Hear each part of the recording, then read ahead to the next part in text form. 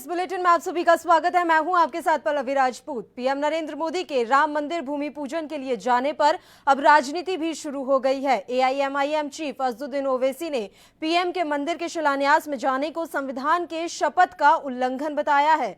उन्होंने कहा कि पंथ निरपेक्षता भारत के संविधान का अभिन्न अंग है और यह उसका अनादर होगा।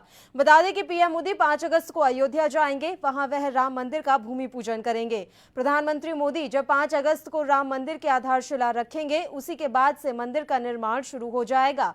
ओवैसी ने कहा, हम ये नहीं भूल सकते कि 400 वर्षों से ज्यादा वक्त से बाबरी मस्जिद अयोध्या में थी और 1992 में क्रिमिनल भीड़ ने इसे ध्वस्त कर दिया था। ओवैसी ने लिखा, प्रधानमंत्री का आधिकारिक रूप में भूमि पूजन कार्यक्रम में शामिल होना उनके संवैधानिक शपथ का उल्लंघन होगा। धर्मनिरपेक्षता संविधान के मूल ढांचे का हिस्सा है।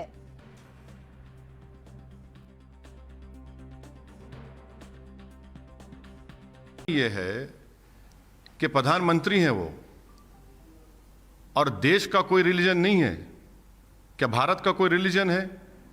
क्या गवर्नमेंट ऑफ इंडिया का कोई रिलीजन है? कोई रिलीजन नहीं है। भारत का रिलीजन कोई नहीं है। भारत का रिलीजन क्या है कि भारत उन तमाम रिलीजन्स को मानता है। भारत उन लोगों को ही मानता है जिनका कोई रिलीजन नहीं है, और प्रधानमंत्री की गवर्नमेंट का भी यही होना चाहिए। यकीनन वो अपने मजहब पर रहे, कोई रोक नहीं सकता, मगर क्या गवर्नमेंट ऑफ इंडिया कोई मजहब है? बता दीजिए हमको, क्या गवर्नमेंट ऑफ इंडिया का कोई मजहब है? बता दीजिए। सबसे पहली बात तो यह है कि प्रधानमंत्री अगर जाना चाहते हैं, वो पब्लिकली कह दें कि मैं अपने इंडिविजुअल कैपेसिटी में जा रहा हूं, और जब मैं जाऊंगा तो कोई टीवी चैनल उसको लाइव टेलीकास्ट ना करे। हमको इस बात का स्ट्रांग ऑब्जेक्शन है, क्योंकि भारत सरकार का कोई रिलीजन नहीं है। भारत सरकार का कोई रिलीजन नहीं है, इस मुल्क का कोई रिलीजन नहीं है, और प्रधानमंत्री इस मुल्क के तमाम लोगों की नुमाइंदगी करते हैं। नंबर 1 ये। दूसरा ये कि यकीनन सुप्रीम कोर्ट का जजमेंट आया है, और सुप्रीम कोर्ट का जो जजमेंट आया था, आप ही ने आकर हमसे पूछा था, तो हमने कहा कि हाँ, ये हमारे देश की आखिरी कोर्ट ऑफ अपील है। और हमने ये भी कहा था कि supreme court is supreme but not infallible. इस बात को याद रखिए कि एडीएम जबलपुर का केस हुआ था, 40 साल बाद वही सुप्रीम कोर्ट ने कहा गलत केस था, गलत फैसला हुआ था। मैं जाता हूं बराबर, मगर क्या मैं ये कहता हूं कि मैं मेंबर ऑफ पार्लियामेंट बन के आ रहा हूं? मैं ये कह रहा हूं ना कि प्रधानमंत्री के कैबिनेट मंत्रियों को अपने अपने पसंद के मजहब पर चलने का पूरा इख्तियार है, चलिए। मगर क्या आप एक कॉन्स्टिट्यूशनल अथॉरिटी हैं? अगर आप असदुद्दीन ओवैसी को इस मुल्क के वजीर आजम से कंपेयर कर रहे हैं, तो मैं एएनआई का बहुत शुक्रिया अदा करता हूं कि आपने मुझे प्रधानमंत्री के मुकाबले में लाके खड़ा कर दिया। बहुत बहुत शुक्रिया। मगर मेरा बोलना यह कि प्रधानमंत्री देश का प्रधानमंत्री होता है। प्रधानमंत्री और प्रधानमंत्री की गवर्नमेंट का कोई मजहब नहीं होता। वो तमाम मजाहिब को सेलिब्रेट करते हैं, और जो नहीं मानता किसी खुदा को तो उसको भी सेलिब्रेट करते हैं। मेरा बोलने का मकसद एक ही है कि प्रधानमंत्री जाएं, अगर जाना चाहते जाएं, मगर प्रधानमंत्री बहैसियत प्रधानमंत्री ना जाए, वो नरेंद्र मोदी बनकर जाए, और ये कह दें कि भाई जब मैं जा रहा हूं उसका लाइव टेलीकास्ट मत करिए आप। तो दूसरी चीज मैं तो पूरे देश से कहूंगा कि उस जगह पर मस्जिद थी, उस 22 दिसंबर 49 की रात में चोरों की तरह उसमें मूर्तियों को रखा गया। उसको उस वक्त के कलेक्टर डीएम ने गलती की, पूजा की शुरुआत कर दी लॉक डालकर, ताले खोले गए बगैर मुसलमानों को नोटिस दिए, और सुप्रीम कोर्ट को वादा करने के बावजूद भी सुप्रीम कोर्ट की इजाज़त पर शिलान्यास हुआ, और 6 दिसंबर को बाबरी मस्जिद को शहीद कर दिया गया। हम यही कहेंगे कि वहाँ पर हमारी मस्जिद थी, वहाँ पर हमारी मस्जिद रहेगी। आज आप जो जगह पर काम करने जा रहे हैं, वहाँ पर 500 साल तक मस्जिद थी, वहाँ पर हमने हय्या अलस सलाह और हय्या अलल फलाह की सदाएँ दी। ये हम बोलते रहेंगे। मैं मर भी जाऊँगा तो मैं वसीयत करके जाऊँगा कि ये याद दिलाते रहो देश के तमाम लोगों को कि वहाँ पर मस्जिद थी, और 6 दिसंबर 1992 को उस मस्जिद को शहीद कर दिया गया। तो राम मंदिर पर ओवैसी का एक अलग ही रण चल रहा है। उन्होंने आपत्ति जताई है। प्रधानमंत्री नरेंद्र मोदी आखिर कैसे जा सकते हैं राम मंदिर के शिलान्यास पर। उनका कहना है कि ये संविधान का उल्लंघन है। इस खबर पर ज्यादा जानकारी के साथ हमारे संवाददाता पुनीत मोहन इस समय फोन लाइन पर हमारे साथ जुड़े हुए हैं। पुनीत, पूरी जानकारी हम आपसे चाहेंगे। अयोध्या में मंदिर का शिलान्यास होना है और शिलान्यास से पहले ही सियासत अपने चरम पर है। देखिए पल्लवी, हमेशा से अयोध्या राजनीति का केंद्र रहा है। कई राजनेताओं की राजनीति चमकाने वाली अयोध्या रही है और कहीं ना कहीं कि हर चुनाव में, चाहे वो पूरे देश में किसी भी प्रदेश का चुनाव हो, वहां पर अयोध्या की चर्चा जरूर हुई है। अगर हम ये कहें कि कई नेताओं को प्रधानमंत्री पद तक पहुंचाने में अयोध्या का बहुत बड़ा हाथ रहा है, तो ये कहना गलत नहीं होगा।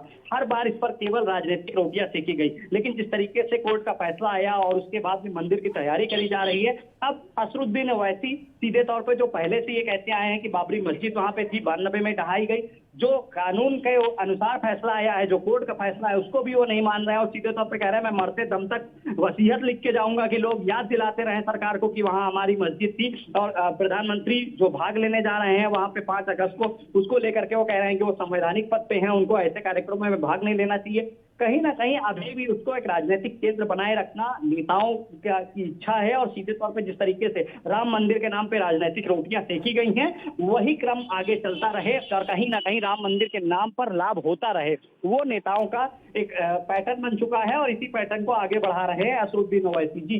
बिल्कुल, बहुत बहुत शुक्रिया पुनीत तमाम जानकारी हम तक पहुंचाने के लिए। फिलहाल बीजेपी नेता रितु सिंह इस खबर पर चर्चा के लिए इस समय फोन लाइन पर हमारे साथ जुड़ी हुई हैं। रितु सिंह जी, किस तरह की बयानबाजी कर रहे हैं असदुद्दीन ओवैसी? उनका कहना है कि संविधान का उल्लंघन है, पीएम शिलान्यास के लिए जा रहे हैं, वो संविधान का उल्लंघन कर रहे हैं। मैम, मैं इनसे पूछना चाहती हूँ, अपने भाई लोगों से जो विपक्ष में बैठे हैं, जिस तरह की बातें कर रहे हैं, देश के प्रधानमंत्री हैं, जिस तरह हमारे घर में अगर कोई प्रोग्राम होता है और हमारे घर का मुखिया अगर वहां ना जाए तो कैसा फील होता है, तो वो भी इसी तरह, वो देश के प्रधानमंत्री हैं और इस देश के मुखिया भी हैं। अगर वो एक पूजा पाठ में जाते हैं तो इसमें बताइए कौन सी ऐसी बात हो गई कि ये विपक्ष इस तरह लेके बैठा है कि नहीं, उनको नहीं जाना चाहिए, ये संविधान का उल्लंघन है। कितनी ये आपको नहीं लगता है कि ये किस तरह की राजनीति करें? क्या इनकी सोच है? एक भगवान की, ईश्वर की पूजा है और पूजा में तो सब जा सकते हैं, चाहे वो देश के प्रधानमंत्री हो या किसी विपक्ष के नेता हो, उन सबको जाने का अधिकार है। और ओवैसी का ये भी कहना है कि वो जाना चाहते हैं तो भले ही जाएं, लेकिन वो ये विश्वास दिला दें कि टेलीविजन पर इसका लाइव प्रसारण नहीं होगा। वो जाएं तो नरेंद्र मोदी बनकर जाएं, ना कि देश के प्रधानमंत्री। देखिए, वो देश के प्रधानमंत्री पहले हैं और वो सबके प्रधानमंत्री, और प्रधानमंत्री कहीं भी जाएंगे आप मीडिया में नहीं दिखाएंगे। आप बताइए, आप चैनल पे बैठे हैं, मैं मीडिया से ही पूछना चाहती हूँ, क्या आप नहीं जाएंगे वहां देखने, कवरेज करने नहीं जाएंगे कि आज इतना बड़ा, इतने वर्षों से कि जब ये लड़ा जा रहा था कि राम मंदिर नहीं बन रहा है, आज राम मंदिर की निंदा की जा रही है, तो क्या आप नहीं जाएंगे? और क्या आप नरेंद्र मोदी जी जो देश के प्रधानमंत्री, उन्हें अलग हटा देंगे? आप बताइए, मुझे इसका जवाब दीजिए। ये तो शायद दे नहीं पाएंगे क्योंकि इनके पास जवाब नहीं है। मैं आपसे भी जवाब चाहूंगी मैम, और आप इनसे पूछिए। देखिए रितु सिंह जी, जब प्रधानमंत्री नरेंद्र मोदी बोहरा समुदाय के कार्यक्रम में गए थे तब भी मीडिया ने वो तस्वीरें दिखाई थी। अब वो राम मंदिर के शिलान्यास के लिए जाएंगे तो भी वो तस्वीरें हम दिखाएंगे, क्योंकि ये धार्मिक भावनाओं से जुड़ा हुआ मुद्दा तो है ही, साथ में पूरा देश देखता है। प्रधानमंत्री के हर एक गतिविधि पर पूरे देश की नजर रहती है, तो मीडिया का इसमें ऐसे सवाल उठाने वाली कोई बात ही नहीं है। असदुद्दीन ओवैसी जो कह रहे हैं, हम उस बात को बिल्कुल भी उस बात से अग्री नहीं कर रहे। सवाल तो यहाँ पर यही उठ रहा है कि अयोध्या पर जो राजनीति अब खत्म हो जानी चाहिए थी, उसे बार बार हवा क्यों दी जा रही है? जी बिल्कुल, आप सही कह रहे हैं मैम। बिल्कुल, तो किस तरह का जवाब अब उम्मीद की जाती है कि बीजेपी की तरफ से किस तरह का जवाब दिया जाएगा? पहले हम देख रहे हैं कि महाराष्ट्र के तमाम मंत्री और खुद मुख्यमंत्री ने इस बात पर ऑब्जेक्शन कर दिया था कि प्रधानमंत्री को वहां नहीं जाना चाहिए। अब ओवैसी की तरफ से इस पर ऑब्जेक्शन आया है, तो बीजेपी किस तरह से जवाब देगी? देखिए, मैं तो यही कहना चाहूंगी, बीजेपी प्रवक्ता होने के नाते वो देश के प्रधानमंत्री है, उनको जाना चाहिए। विपक्ष के नेता भी जाए तो वो भी वहां जा सकते हैं, और कोई भी जाए, आम इंसान भी जाए। कोरोना है इसलिए थोड़ा सा डिस्टेंस रखें, सोच समझ के, सब वहां जाने का अधिकार है। क्योंकि सबकी एक उत्साह है मन में कि हम उन चीजों को देखें। कुछ लोग हम टेलीविजन पे खोल के देखेंगे, जब आप हमें दिखाएंगे तो हमें बहुत अच्छा लगेगा कि राम मंदिर कम से कम जिस बारे में हम सोच रहे थे भगवान श्री राम के बारे में, कब उनका घर बनेगा, और आज वो समय आ गया है। तो ये तो सबके लिए बड़ी बात है। लोग टीवी पे देखेंगे, कुछ वहां जाएंगे जो आसपास के लोग होंगे, और जो चाहे जा सकते हैं, इसमें किसी को ऑब्जेक्शन करने की जरूरत नहीं है। देखिए रितु सिंह जी, जब अयोध्या के मसले पर सुप्रीम कोर्ट का फैसला आया था, मामला बहुत शांत रहा। ऐसा उम्मीद की जा रही थी कि अयोध्या में कहीं दंगे ना भड़क जाएं या किसी तरह की लड़ाई झगड़ा ना हो। हालांकि ऐसा कुछ भी देखने को नहीं मिला और ये वाकई में बहुत अच्छी बात है। अब सवाल यहाँ ये उठ रहा है कि ओवैसी ने आज ये बयान दिया है कि मैं मर जाऊंगा तो भी मैं यही कहता रहूंगा कि वहां पर बाबरी मस्जिद थी और वहां पर बाबरी मस्जिद ही बननी चाहिए थी। इस तरह के जब बयान दिए जाते हैं तो ये धार्मिक भावनाओं को भड़काने वाले बयान माने जाते हैं। लगता नहीं कि इन बयानों का असर पड़ेगा मुस्लिम समुदाय पर? देखिए, वो किस तरह के बयानबाजी करते हैं वो सारा देश जानता है और उनकी कौम जानती है। वो श्री राम, भगवान श्री राम की जगह थी, कल भी थी, आज भी थी। बाबरी मस्जिद उनको भी पता है कि वहां पर नहीं थी, उसको तोड़ के राम मंदिर को बनाया गया, ये वो अच्छी तरह जानती है। और बयानबाजी करना तो उनका काम है, क्योंकि लाइमलाइट में रहना है, कम से कम मीडिया उनको दिखाएगी। ये उनके एक हथकंडे होते हैं और इस तरह वो बयानबाजी करते हैं। मुझे लगता है इस पे हमें ज्यादा कुछ भी कहने की जरूरत नहीं है। लोग समझदार हैं और लोग चाहे हिंदू हो चाहे मुसलमान हो, भगवान राम की सब में श्रद्धा है।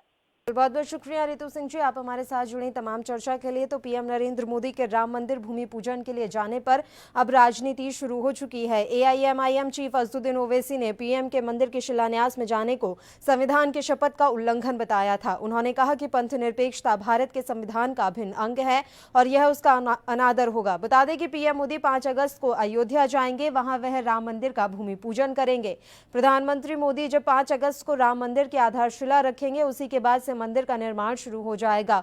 ओवैसी ने कहा, हम ये नहीं भूल सकते कि 400 वर्षों से ज्यादा वक्त से बाबरी मस्जिद अयोध्या में थी और 1992 में क्रिमिनल भीड़ ने इसे ध्वस्त कर दिया था। ओवैसी ने लिखा, प्रधानमंत्री का आधिकारिक रूप में भूमि पूजन कार्यक्रम में शामिल होना उनके संवैधानिक शपथ का उल्लंघन होगा। धर्मनिरपेक्षता संविधान के मूल ढांचे का हिस्सा है।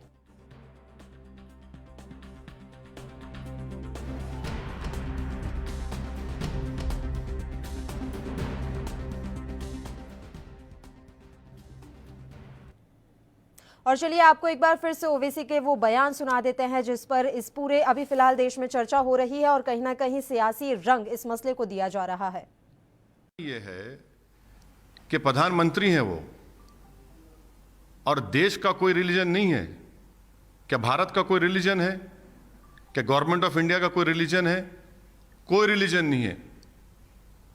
भारत का रिलीजन कोई नहीं है। भारत का रिलीजन क्या है कि भारत उन तमाम रिलीजन्स को मानता है। भारत उन लोगों को ही मानता है जिनका कोई रिलीजन नहीं है। और प्रधानमंत्री की गवर्नमेंट का भी यही होना चाहिए।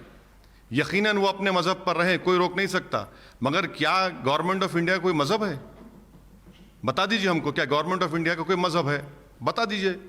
सबसे पहली बात तो यह है कि प्रधानमंत्री अगर जाना चाहते हैं वो पब्लिकली कह दें कि मैं अपने इंडिविजुअल कैपेसिटी में जा रहा हूं और जब मैं जाऊंगा तो कोई टीवी चैनल उसको लाइव टेलीकास्ट ना करे। हमको इस बात का स्ट्रांग ऑब्जेक्शन है क्योंकि भारत सरकार का कोई रिलीजन नहीं है। भारत सरकार का कोई रिलीजन नहीं है। इस मुल्क का कोई रिलीजन नहीं है और प्रधानमंत्री इस मुल्क के तमाम लोगों की नुमाइंदगी करते हैं। नंबर 1 ये। दूसरा ये कि यकीनन सुप्रीम कोर्ट का जजमेंट आया है और सुप्रीम कोर्ट का जो जजमेंट आया था, आप ही ने आकर हमसे पूछा था तो हमने कहा कि हाँ, ये हमारे देश की आखिरी कोर्ट ऑफ अपील है। और हमने ये भी कहा था कि supreme court is supreme but not infallible. इस बात को याद रखिए कि एडीएम जबलपुर का केस हुआ था, 40 साल बाद वही सुप्रीम कोर्ट ने कहा गलत केस था, गलत फैसला हुआ था। मैं जाता हूं बराबर, मगर क्या मैं ये कहता हूं कि मैं मेंबर ऑफ पार्लियामेंट बन के आ रहा हूं? मैं ये कह रहा हूं ना कि प्रधानमंत्री के कैबिनेट मंत्रियों को अपने अपने पसंद के मजहब पर चलने का पूरा इख्तियार है, चलिए। मगर क्या आप एक कॉन्स्टिट्यूशनल अथॉरिटी हैं?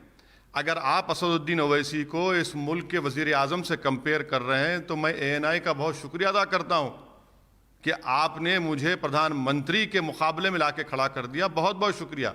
मगर मेरा बोलना है कि प्रधानमंत्री देश का प्रधानमंत्री होता है। प्रधानमंत्री और प्रधानमंत्री की गवर्नमेंट का कोई मजहब नहीं होता, वो तमाम मजाहिब को सेलिब्रेट करते हैं और जो नहीं मानता किसी खुदा को तो उसको भी सेलिब्रेट करते हैं।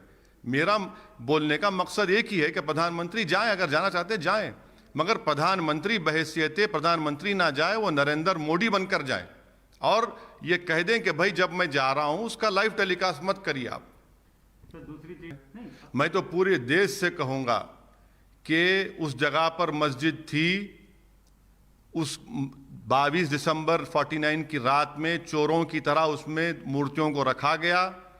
उसको उस वक्त के कलेक्टर डीएम ने गलती की, पूजा की शुरुआत कर दी लॉक डालकर, ताले खोले गए बगैर मुसलमानों को नोटिस दिए और सुप्रीम कोर्ट को वादा करने के बावजूद भी सुप्रीम कोर्ट की इजाज़त पर शिलान्यास हुआ और 6 दिसंबर को बाबरी मस्जिद को शहीद कर दिया गया।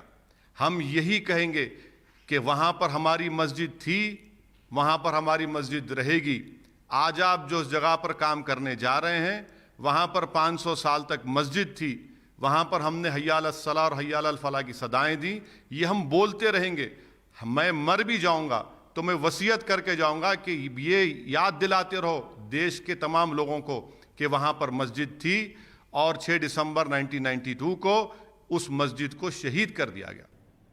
तो ओवैसी के बयान आपने सुने और कहीं ना कहीं धार्मिक भावनाओं को भड़काने के बयान उनके द्वारा दिए जा रहे हैं। हालांकि ये मसला पूरा अभी आस्था से जुड़ा हुआ है, तो ऐसे में राजनीतिक दलों को चाहिए कि इस मसले पर सोच समझकर ही बयानबाजी करें। लोगों की भावनाओं को ना तो उकसाया जाए और ना ही भड़काया जाए। फिलहाल यहाँ एक छोटे से ब्रेक के लिए हम रुक रहे हैं, फौरन हाजिर होंगे।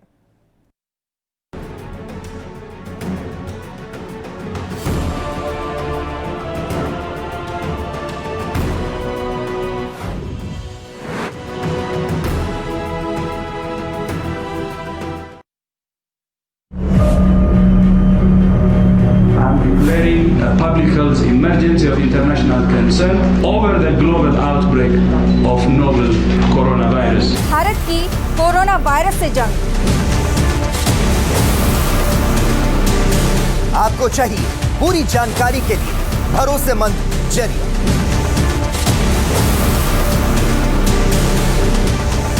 जानकारी जो अफवाहों पर ना हो। 24 घंटे 7 दिन लगातार सिर्फ ANB न्यूज पर।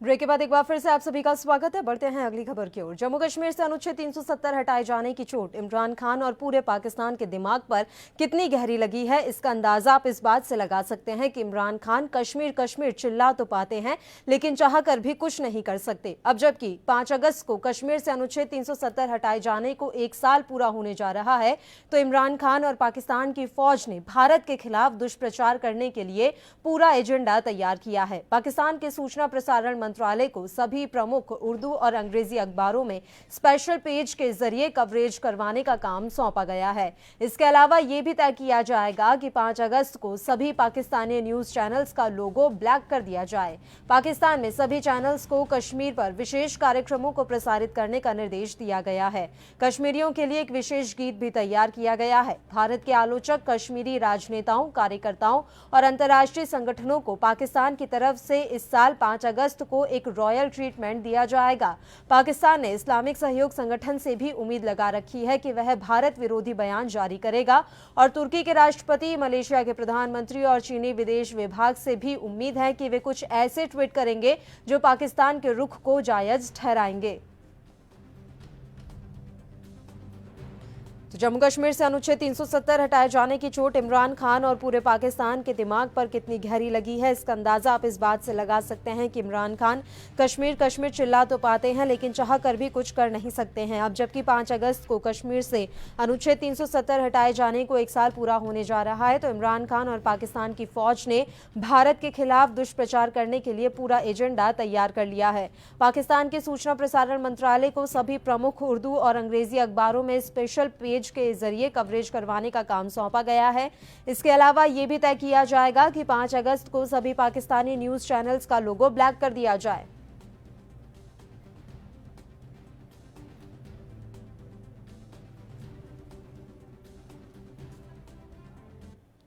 और इस मसले पर चर्चा के लिए अंतर्राष्ट्रीय मामलों की जानकार ए.के. मिश्रा जी इस समय फोन लाइन पर हमारे साथ जुड़े हुए हैं। ए.के. मिश्रा जी, 5 अगस्त को 1 साल पूरा होने जा रहा है धारा 370 हटे हुए। चूंकि 1 साल पूरा होने जा रहा है तो पाकिस्तान ने अब एक नया एजेंडा तैयार किया है। वो उस दिन पूरा दिन काला दिवस के रूप में बनाएंगे। किस तरह से आप इसे देखते हैं सर? देखिए, वो काला दिवस नहीं है और न वो कोई एजेंडा है, वो उनके मातम का दिन है। शकूते ढाका, पाकिस्तान में जब फॉल ऑफ ढाका हुआ था, ढाका के ऊपर भारत ने विजय पाई थी, तो उसको एक शब्द यूज करते हैं उर्दू में, शकूते ढाका। वो उसका भी मातम हर साल मनाते हैं। और उसी मातम वाले दिनों में उनकी लिस्ट में एक चीज और जुड़ गई है, जब ये धारा 370 वगैरह JNK से हटाया गया, तो इसको काला दिवस और लाल दिवस ये सब चीजें करने का कोई मतलब ही नहीं है। शकूते ढाका, फॉल ऑफ ढाका के बाद ये दूसरा सबसे बड़ा पराजय है जो कि बिना युद्ध लड़े हुए जो है इतना इनको इतनी करारी हार दी गई है। तो ये उसका मातम दिवस मना रहे हैं, न कि ये काला दिवस मना रहे हैं। और इस लिस्ट में अभी धीरे धीरे करके आप देखते जाइए कि और कई ऐसे दिवस जो है और कई ऐसे दिन जुड़ते चले जाएंगे। और एक दिन वो भी आएगा जब पाकिस्तान में हर महीने कोई न कोई ये मातम का दिन मनाएंगे और फिर धीरे धीरे हर दिन इनके लिए मातम का दिन होता चला जाएगा। सर, आपको क्या लग रहा है, जिस तरह से मातम का दिन वो मनाना चाह रहे हैं 5 अगस्त को, क्या विश्व के कुछ अन्य देशों का साथ मिलेगा पाकिस्तान को? देखिए, कुछ अन्य देशों का ऑब्वियस आप एक चीज बोल सकते हैं, चाइना का, लेकिन मैं एक्सपेक्ट नहीं करता हूँ, क्योंकि कंडीशन कुछ ऐसी है कि चाइना खुल के नहीं आएगा। 1-2 देश तो नहीं, मैं देश तो नहीं बोलूंगा। हाँ, तुर्की ने कभी पाकिस्तान का फेवर लिया था, 1-2 देश और हैं, लेकिन तुर्की वगैरह अपने आप में उलझे हैं। और जब तुर्की ने पाकिस्तान का फेवर लिया था, तुर्की और मलेशिया 2 देशों ने फेवर लिया था, उनको करारा जवाब जो है दिया गया था भारत की तरफ से। वो दोबारा हिम्मत नहीं करेंगे। कुछ छुटपुट ऐसे संगठन हो सकते हैं जो हा हुल्ला मचाएंगे। हो सकता है कुछ लंदन में विरोध कर दे, 10-20 लोगों को इकट्ठा करके पैसे देके, अमेरिका में कुछ विरोध वगैरह कर दे, लेकिन इसके भी चांसेस मुझे बहुत कम लग रहे हैं, क्योंकि सांप निकल गया है, लकीर पीटने दीजिए आप पाकिस्तान को। ढाका अलग हो गया, शकूते ढाका हो गया, फॉल ऑफ ढाका हो गया, तो उनको मातम मनाने दीजिए। बिल्कुल, और फर्क नहीं पड़ने वाला है। बिल्कुल सर, ये भी क्या उम्मीद लगाई जा सकती है, ऐसी संभावनाएं नजर आ रही हैं कि जो कश्मीरी राजनेता हैं, जो कि हमेशा से भारत के आलोचक रहे हैं, वो किसी तरह का ट्वीट वगैरह कर दें? ट्वीट जरूर कर सकते हैं या कुछ न कुछ बोल जरूर सकते हैं, लेकिन इसकी भी संभावना बहुत क्षीण है। मैं समझता हूं कि 1 साल के भीतर भीतर लोकतंत्र का असली आनंद जो है इन लोगों ने लिया है। और इनको, हमारे जितने भी कश्मीर के नेता हैं जो बहके हुए थे, और ये बहके हुए नौजवान, जिनको कुछ नेता लोग बोलते थे जो पत्थरबाज लड़के थे, ये बहके हुए नौजवान हैं, उनको भी अब पता चल गया होगा कि असली स्वतंत्रता या आप भारतीय लोकतंत्र कितना महान है, और उसका स्वाद उन्होंने तक लिया है। तो मुझे नहीं लगता है, उनका हृदय परिवर्तन भी हो गया है, तो मुझे नहीं लगता है कि कोई ऐसी जरूरत करेगा कि फिर से पत्थर उठा के फेंके या कुछ ब्लैक झंडे, काले झंडे दिखाए या कुछ ट्वीट वगैरह करे। लेकिन इंतजार जरूर है कि मैं देखना चाहता हूं ऐसे कौन से लोग अभी बचे हुए हैं जो कि इस तरीके की ट्वीट करते हैं। बिल्कुल ए.के. मिश्रा जी, देखिए, काला दिवस मना रहा है पाकिस्तान, मातम मना रहा है, दुख है इस बात का कि धारा 370 हट गई, लेकिन अपनी हरकतों से अभी भी बाज नहीं आ रहा। जिस तरह से रोजाना उल्लंघन किया जाता है, हम देख रहे हैं कि किस तरह से सीमा पर लगातार गोलीबारी की जा रही है, गोलाबारी की जा रही है, रिहायशी इलाकों को निशाना बनाया जा रहा है। मातम फिर किस बात का है? अपनी हरकतों से अभी भी पाकिस्तान बाज नहीं आ रहा। देखिए, होता क्या है, सांप का फन अगर कुचल दिया जाए या काट के अलग कर दिया जाए, तो भी जो उसकी पूंछ है ना, वो फड़फड़ाती रहती है। अब पाकिस्तान की हालत यही हो गई है, बिना फन का नाग है, उसकी पूंछ, उसकी दुम फड़फड़ा रही है, और वो भी धीरे धीरे करके शांत हो जाएगा। कुछ वर्षों की बात है, पाकिस्तान का अस्तित्व ही मुझे लगता है जिस हिसाब से वो कर रहा है वो खत्म होने वाला है। तो उसके लिए बहुत चिंता करने की बात नहीं है। वो 70 सालों से उनकी बहुत सारी पॉलिसीज रही हैं, 1000 cuts, bleed India, operation Gibraltar, आजादी के बाद से ही ये चलाते रहे हैं। अब सब कुछ करके ये थक हार के बैठ गए हैं, तो कम से कम बेचारों को मातम तो मना लेने दीजिए। सकूते ढाका के बाद मातम मनाने का एक साल में एक बार इनको मौका मिला है, तो मातम तो मना लीजिए, मना लेने दीजिए, क्योंकि त्योहार तो वो मना नहीं सकते हैं। कोई ऐसा उनके पास खुशी का रीजन या कारण नहीं है, ओकेजन नहीं है जिसपे वो खुश होकर एज ए त्योहार की तरह मनाए या सेलिब्रेट करें, तो मातम ही मना लेने दीजिए। सर, दुष्प्रचार किया जाए भारत का, उसके लिए तमाम पैसा खर्च किया गया है पाकिस्तान की तरफ से। चैनल्स को निर्देश दिए गए हैं कि आप अपना जो चैनल का लोगो है वो ब्लैक कर दीजिए। अखबारों को निर्देश दिए गए हैं कि आप दुष्प्रचार कीजिए भारत का, लंबे लंबे आप लेख छापिए। इस तरह से पैसा खर्च कर रहे हैं। और ये भी खबर मिल रही है कि जो भारत के आलोचक हैं उनको रॉयल ट्रीटमेंट दिया जाएगा उस दिन। इतना पैसा आखिर पाकिस्तान के पास आता कहाँ से है, जबकि माली हालत हो चुकी है इस समय पाकिस्तान की। हम देख पा रहे हैं कि अर्थव्यवस्था कैसी एकदम कुचल गई है। पैसा उनके पास कहाँ से आता है, मैं बताता हूँ। जब आदमी अपना अंतिम उद्देश्य ही ये मान ले कि हमें भारत के खिलाफ ही करना है और कहीं पे भी न पैसा लगाना है, वो चाहे लोन ले चाहे कुछ करे। एक चांसेस ये हो सकते हैं कि चाइना हो सकता है फाइनेंशियल सपोर्ट कर रहा हो।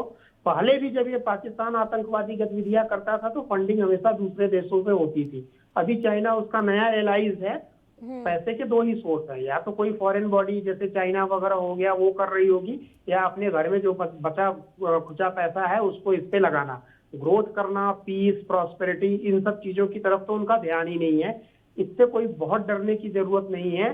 ग्लोबल टाइम्स ने भी ऐसा ही प्रोपोगंडा चलाया था, जबकि वो बहुत स्ट्रॉन्ग जो है मीडिया है।